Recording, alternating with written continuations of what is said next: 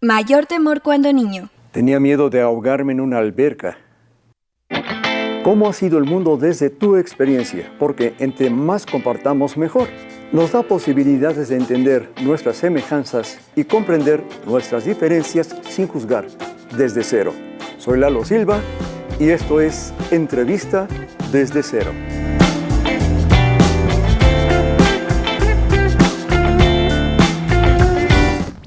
La pregunta sería, ¿el locutor se hace, nace o las dos cosas? En este caso, un querido amigo que de pronto encontramos que tienes una voz privilegiada.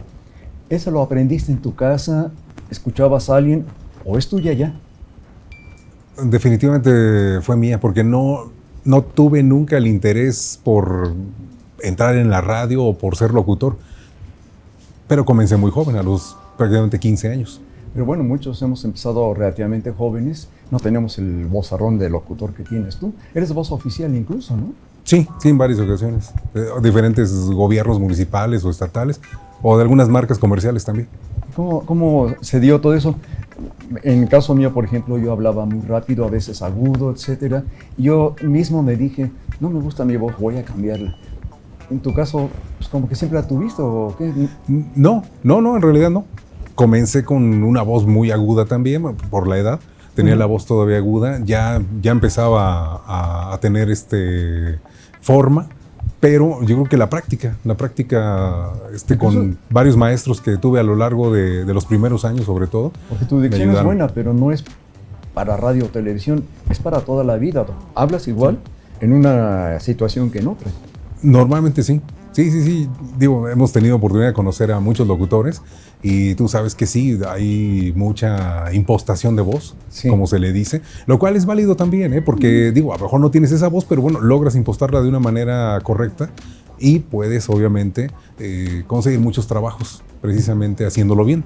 Pero sí, he conocido también a muchas voces, a muchos locutores que su voz es la misma, como dicen, en persona que en la radio. En la radio. Oye, y para llegar a lo que eres ahorita, tuviste que pasar, digamos, esos obstáculos que luego ponen en la vida cuando dicen, ¿te quieres dedicar a la locución? ¿Es que no piensas vivir de algo? Sí. ¿No piensas hacer algo razonable? Es un dicho muy común. Sí, y realmente sí tenía toda la intención de estudiar una carrera. Lo platicamos fuera de cámara, en computación, en ciencias de la computación, o en este caso en sistemas computacionales. Pero cuando comienzo a trabajar en radio, que se dio por el azar, realmente me gana por completo, y aunque no decidí realmente estudiar o dedicarme a la locución, las cosas se dieron así. Recuerdo que cuando llegué a una entrevista que era para proponer simplemente un programa de radio, un amigo y yo, nuestra única intención era proponer que la radio hiciera un programa de rock, porque éramos muy rockeros en ese entonces. ¿En dónde estabas? Aún más todavía. En Irapuato, Guanajuato. Yo soy de Irapuato. Y en una estación ahí que era de música pop, nosotros fuimos a proponerles que hicieran un programa de rock, que era lo que a nosotros nos gustaba. Finalmente, el gerente operativo de la estación nos pregunta a ambos que quién haría ese programa. Y por azares del destino salto yo y contesto sin saber en qué me metía. Dije, nosotros lo hacemos. Nunca había estado en una estación de radio, nunca había tocado ni visto un micrófono siquiera, ni idea, realmente. ¿No fuiste de los que de chiquito usaba una cuchara o algo así? ¿No tenías idea que ibas a estar en la locución? No. Yo tenía otros intereses. ¿Cuáles eran tus intereses? Bueno, el interés principal era la ciencia, la tecnología. Siempre me ha gustado mucho la ciencia y la tecnología. Y la música. La música me gusta mucho, principalmente el rock. Pero digo, hoy en día tienes acceso a todo, ¿no? Exactamente, hay tanta mezcla de ritmos y de géneros que realmente terminas ya por hacer todólogo, digamos, de alguna forma. Y la clásica también, en cierto punto también me llamaba mucho la atención. Y siempre intenté aprender un poco de todo. Pero sí, mis gustos eran esos y de alguna forma mi idea era estudiar computación, pero terminé en la radio. Fascinado. ¿Qué década te tocó, digamos, como radioescucha, como persona que tiene tiempo para escoger discos y oír su música? ¿Qué década te tocó vivir ya consciente? muy consciente. Es que sí me tocó sobre todo finales de los 80s, pero todos los 90s, digamos que fue una época en la que la música tenía mucho significado para mí. Incluso hice mis pininos, estuve en un grupo.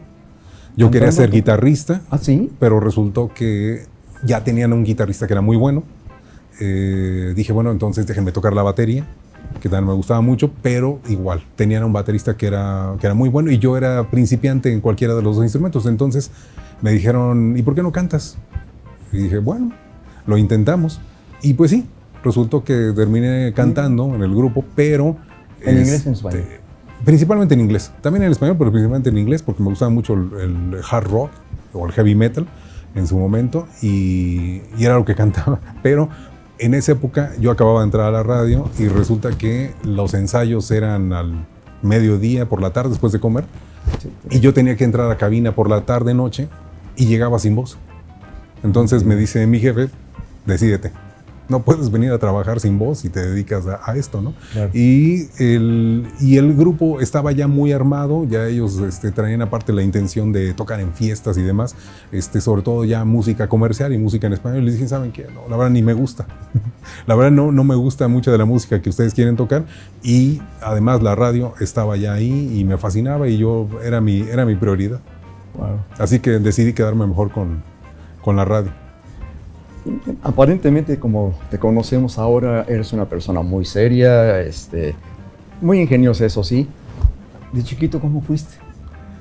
Pues sí, muy alegre, bastante alegre. Bastante, ¿jugabas fútbol con tus cuates? De todo, jugaba como los niños de entonces.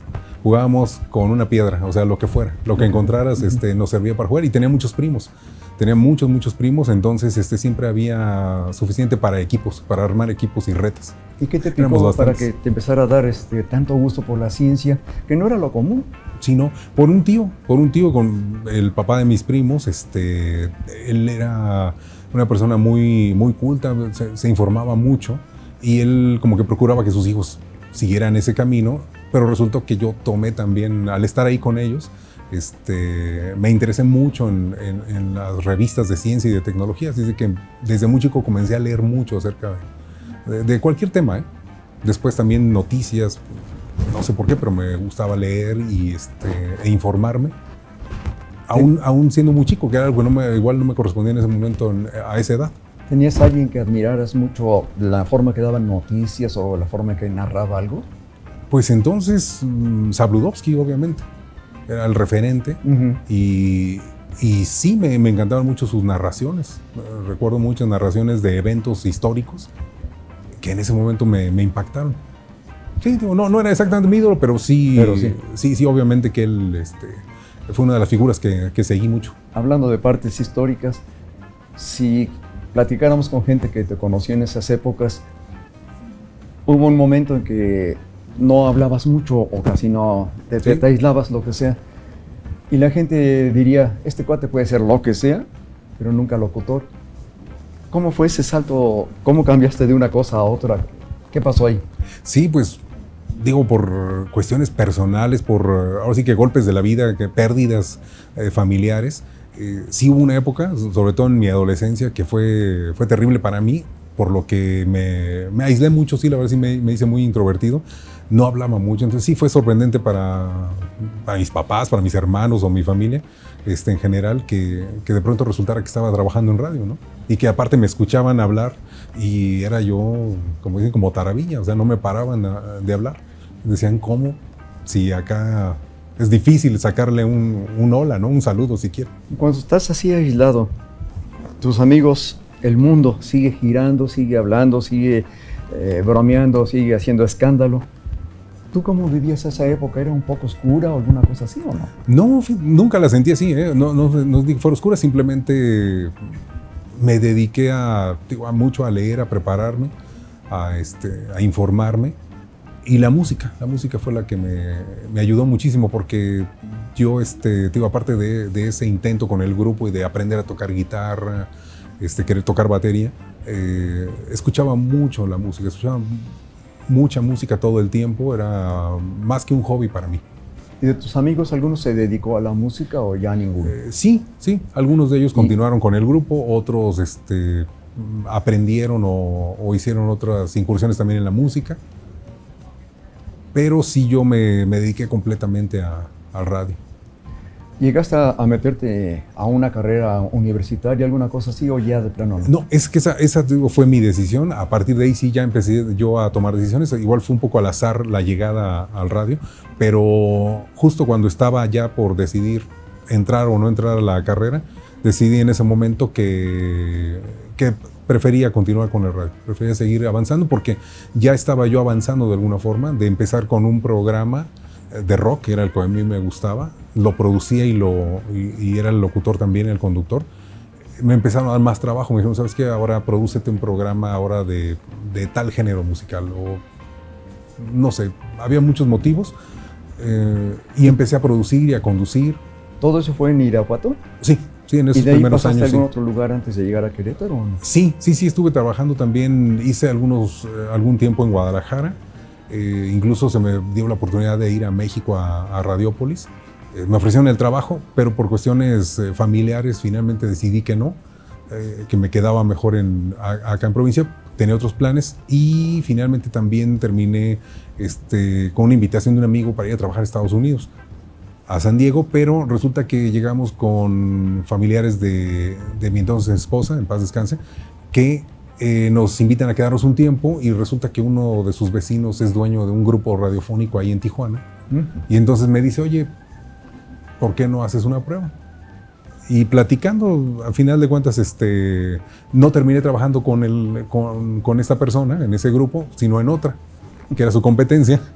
Y bueno, pero terminé en una de las estaciones más importantes de Tijuana, que se llama Radio Latina, se llama Radio Latina, y que se escucha hasta Los Ángeles incluso.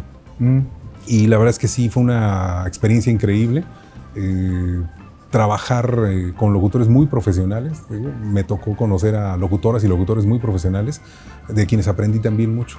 Creo que ahí maduré un poco la locución, en realidad, porque sí, yo venía de una locución muy juvenil, que aparte se me daba por la edad. Y en ese entonces también la música y todo me encantaba. Me encantaba, por ejemplo, hacer transmisiones en vivo, ir a conciertos, transmitir incluso desde ellos. Me tocó en varias ocasiones. Estaba yo metidísimo en eso, pero sí, después ya estando en esta estación, era una locución mucho más madura y me tocó conocer a locutores con unas voces impresionantes. Y no sé si eso me... certificado también de locución, ¿verdad? Sí, hice mi licencia.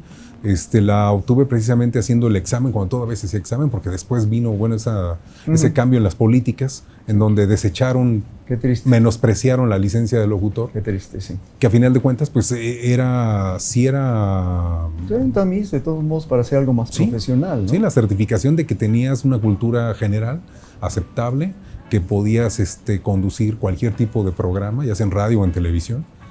Y te hacían varias pruebas que sí eran muy difíciles, de conocimientos generales, frente a cámara, frente a micrófono, de cultura general. Y sí, me tocó ahí conocer a varios locutores que ya iban en su cuarto o quinto intento. Y sí, también aprobé la licencia en esa ocasión. Y después me enviaron a cursos, en fin. Me fui preparando cada vez más y me fui, pues metiendo de lleno a lo que era el radio, después la publicidad también, la producción, las agencias de publicidad.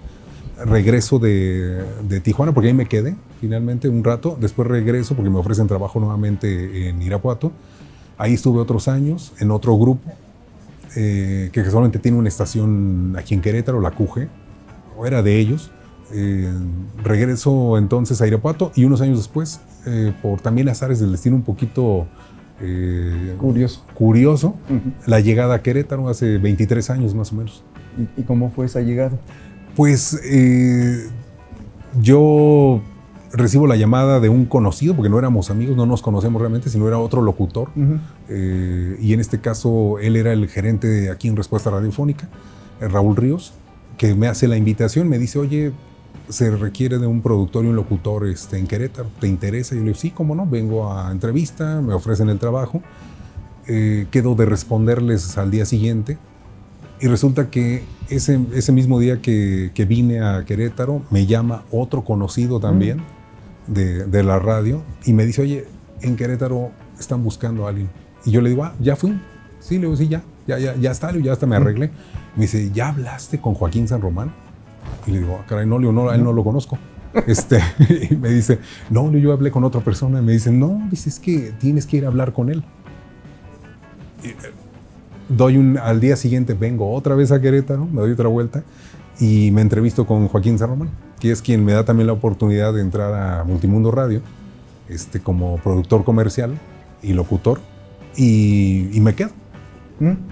Sí, ¿elegiste entre los dos? ¿Elegiste sí, esta segunda? Sí, finalmente, porque sí, el apoyo era total, era mucho más amplio y sí, qué curioso, me estás interesó. hablando de gente que ha trabajado en dos ámbitos diferentes, el comercial y en este caso los tres han tenido que ver con la cultura. Con la radio cultura. Estás hablando de Radio Universidad, de Radio Querétaro. Exacto. Y en tu caso, pues, has trabajado también en ¿cuál de los dos ámbitos te gusta más? Ambos. Es que para mí es radio. Finalmente es radio.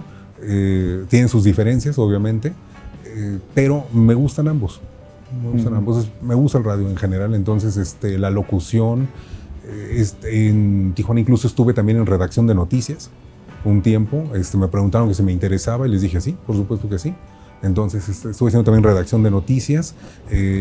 Después en las vacaciones de los conductores me dijeron, oye, ¿entras a conducir el noticiero? Sí, por supuesto.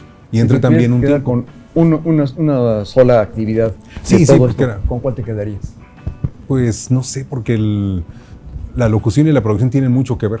Ambas tienen que ver y me gustan mucho ambas cosas. La producción también me gusta mucho, la he hecho desde el inicio. O sea, ya son más de 32 años trabajando en radio y desde el primer programa que hice me dijeron, tú haces el guión, tú haces tus rúbricas, digamos, de presentación, de despedida, etcétera. Si vas a hacer cápsulas y todo eso lo produces tú. Sin saber nada en ese entonces, pero desde entonces he hecho siempre producción. ¿Y algunas conducciones que has hecho, te ha tocado con algunas personas ya muy conocidas, famosas, pues? Sí, bueno, en la radio comercial me tocó entrevistar a infinidad de artistas muy conocidos. ¿Cómo cuáles? No sé, a Saúl Hernández de Caifanes, por ejemplo, a Mónica Naranjo, no sé, Thalía. Son muchísimos, es que fueron muchos años en cabina, en donde me tocó entrevistar a todos los artistas de moda en ese momento, pero sí hubo algunos más interesantes que otros. Es lo que te iba a decir. A Susana Zabaleta también me tocó. ¿Quién? A Susana Zabaleta también la entrevisté, en fin, muchos personajes así. ¿Qué sucede cuando te toca a alguien que no es fácil de entrevistar? ¿Cómo manejas esa situación? Pues para mí la ventaja fue que como era difícil callarme estando con el micrófono abierto, mientras que en otros ámbitos no hablo mucho, con el micrófono abierto hablaba bastante, siempre rellenaba yo de alguna forma. En lo que si quería o no quería responder, si no traía ánimos, lo que fuera, yo me soltaba hablando y bueno, a final de cuentas terminábamos la entrevista. ¿Ahorita en estos tiempos harías un grupo musical o ya no? No, yo creo que ya no. Me gustaría más producirlo, ¿no? O hacer otras cosas, hacerlo ya desde otro ámbito. Y digamos ya, si tuvieras que decir, ¿cuál es el tope, la cima que quisieras alcanzar ahorita? ¿Hacia dónde encaminarías tus esfuerzos? Pues sabes que los he desarrollado desde hace ya varios años a la par de trabajar en radio y en diferentes radios. También he trabajado en agencias de publicidad y es algo que también me gustó mucho, porque ahí manejé un estudio de grabación y además manejo de cuentas, etcétera. Además de que sí llevo muchos años también siendo voz de muchas marcas. Además de las voces oficiales para gobiernos, también para marcas importantes he grabado muchas campañas para videos también. He hecho un poco de doblaje, pero doblaje comercial, en donde te piden que igual hagas la voz de la persona que aparece en pantalla, en este caso que habla en inglés o en otros idiomas. Entonces he hecho el doblaje también, hacer la sincronía, todo eso me encanta, el lip sync para el doblaje en los videos. Y aprendí mucho de las agencias de publicidad también. ¿Cómo empatas tu voz, el idioma, con el manejo de los labios de un japonés o de lo que sea? Sí. ¿Cómo le haces para Ahí tiene mucho que ver la redacción, la traducción. Ahora sí que como se le dice en otros ámbitos, es hacer en este caso, se me fue la palabra, pero a final de cuentas cambias un poco las palabras, a veces hasta el orden de las palabras, para ajustarlas al tiempo que tienes para que se sincronice con los labios, con el movimiento de Pero los por labios. eso usan palabras que no usamos mucho, por ejemplo, duchar. Sí, Las usan más que meterse a bañar o algo así, porque me imagino que es más fácil de acomodarlas. sí, por lo regular tienes que acortar las palabras, entonces las oraciones tienen que ser más cortas para otros idiomas y es eso Pues básicamente. pondrías tú una agencia actualmente. No, te decía que, perdón, desde hace años hice yo, digamos, mi marca, mi agencia, por así decirlo, que se llama Provox, y que ahí yo manejo clientes directamente a quienes les grabo o les produzco, les edito incluso. En algunos casos es básicamente lo que me solicitan es edición, que también me gusta mucho, por las cuestiones de la tecnología, me gusta mucho también, por ejemplo, editar. Paso horas y horas editando ya sea audio o video. ¿Qué te falta hacer en este ámbito? En este ámbito, no sé, seguramente habrá muchas cosas que no he hecho, pero estoy satisfecho con lo que llevo hasta el momento. He hecho audiolibros, radionovelas, he actuado algunos personajes también alguna vez. Realmente sí, ¿Te meterías al teatro, estos 32 al cine, por años han ejemplo? sido muy movidos. Sí, no es lo que estoy viendo. Pero te meterías, por ejemplo, de artista al teatro, a la televisión, al cine. Es difícil, dicen que a veces zapatero a tus zapatos y sí, la televisión me llama la atención, me gusta, pero me siento mucho más a gusto en el radio, detrás del micrófono, o editando, o haciendo los copies o los guiones para campañas. Es en lo que más me desenvuelvo. Me he desenvuelto y sí, hay cosas que me gustaría hacer, quizás más adelante. ¿Dentro de tu familia alguien quiere seguir tus pasos o realmente no están interesados tanto en lo que Pues tú haces? mi hijo varón está estudiando ciencias de la comunicación. No sé exactamente si quiera seguir mis pasos, pero al menos tiene el interés. Al menos tiene el interés. Y fuera de eso, sí, no. Sí lo haré. ¿Te interesaría escribir algo con todas las experiencias que has tenido como para poder ayudar a alguien en este campo con tu experiencia? Sí, pues digo, ahora que voltea uno hacia atrás y que dices, bueno, sí, a 32 años quizás sí he hecho algunas cosas, sí he aprendido algunas cosas. Igual y sí, porque sí veo que a veces los jóvenes tienen muchas dudas, tienen todavía están con la indecisión de si esta carrera es realmente lo que quieren. Y sí, creo que sí, igual y sí, me gustaría a lo mejor sí escribir algo y poder ayudar a alguien. ¿Qué ha sido lo más difícil que has enfrentado dentro de este ámbito? Dentro de este ámbito, pues en algún momento hubo algunos cambios, por ejemplo, en un grupo de radio donde yo trabajaba, y bueno, se vino un despido de personal, yo entre ellos, y sí fue muy difícil. Como dicen, es un duelo, es una pérdida importante, ¿no? De tener una carrera, un tiempo, estatus, un lugar. Ajá, y de pronto cortarlo abruptamente, ¿no? Sí, es difícil. Es difícil. He tenido diferentes pérdidas y unas más fuertes que otras, pero sí en el ámbito del trabajo sí fue difícil, porque yo sí he trabajado en diferentes empresas, pero siempre he renunciado yo para ir a otra, buscar otra opción, otra oportunidad. ¿Cuál ha sido tu filosofía para vivir, digamos, enfrentar bien este tipo de pérdidas y sin embargo no ser un tipo amargado y vivir con gusto la vida? ¿Cuál es tu fórmula?